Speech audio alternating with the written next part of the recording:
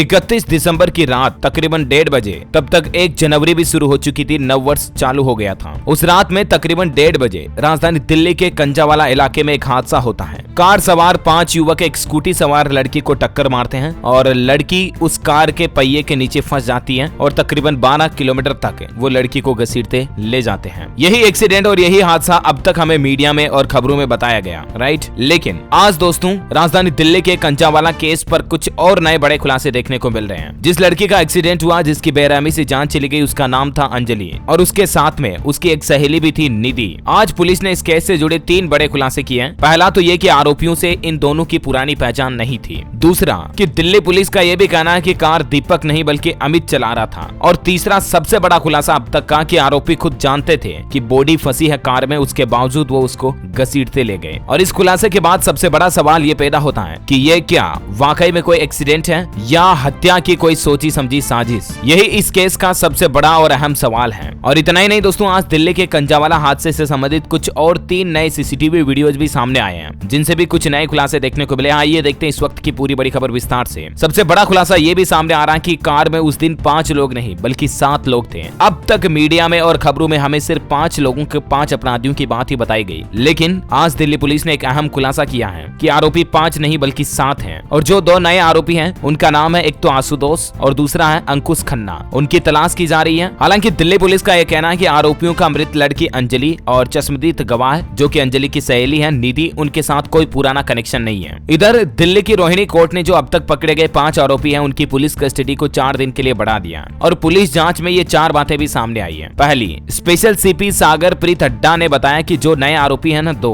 उनमें से एक आरोपी का भाई अमित है और वही गाड़ी चला रहा था, लेकिन उसके पास ड्राइविंग लाइसेंस नहीं है और उसे बचाने के लिए ही दीपक का नाम आगे किया गया। दूसरा खुलासा, आरोपियों को पता था कि लड़की कार के नीचे फंसी है, इसके बावजूद वो गाड़ी चलाते रहे। तीसरी बात ये सामने आई कि हादसा 31 दिसंबर की रात को तकरीबन 2:04 से 2:06 के बीच हुआ। इसकी इतनी सटीक टाइमिंग का भी पता चल गया और कुछ नए सीसीटीवी वीडियो फुटेज के माध्यम से। और एक सबसे अहम बात यह भी है कि अब तक भी अंजलि का मोबाइल बरामद नहीं हो पाया इस केस में। हालांकि इस केस को लेकर दिल्ली महिला आयोग की अध्यक्ष स्वाति मालीवाल का कहना है कि दिल्ली के कंजावाला मामले में सीबीआई जांच होनी चाहिए। वहीं जो चश्मदीद सहेली निधि है, उसकी मां सुदेश का यह कहना है कि निधि लगभग 3 बजे घर पर आई थी और उस वक्त निधि बहुत ज्यादा घबराई हुई थी। निधि की मां का कहना है कि जो अंजलि की मां निधि पर आरोप लगा रही है, अंजलि की मां का तो ये भी कहना है कि निधि खुद भी इस मामले में, इस साजिश में शामिल हो सकती है। तो इस पर निधि की मां का कहना है कि जो अंजलि की मां आरोप लगा रही है वो गलत बोल रही है। निधि ने बताया भी था कि कोई बहुत बड़ा एक्सीडेंट हुआ है, उस लड़की को मारा गया है। अच्छा, एक और अहम बात निधि की मां का कहना है कि निधि ने उस रात मुझे बताया था कि वो लड़के निधि पर भी गाड़ी चढ़ा रहे थे। मतलब कि या तो ये कहीं ना कहीं एक सोची समझी साजिश है, किसी ने इन दोनों लड़कियों को मारने की सुपारी दी है, या तो अब शंका संशय में कई सवाल पैदा कर सकते हैं हम। फिलहाल देखिए, आप 24 घंटे में 3 और नए सीसीटीवी वीडियो सामने आए हैं।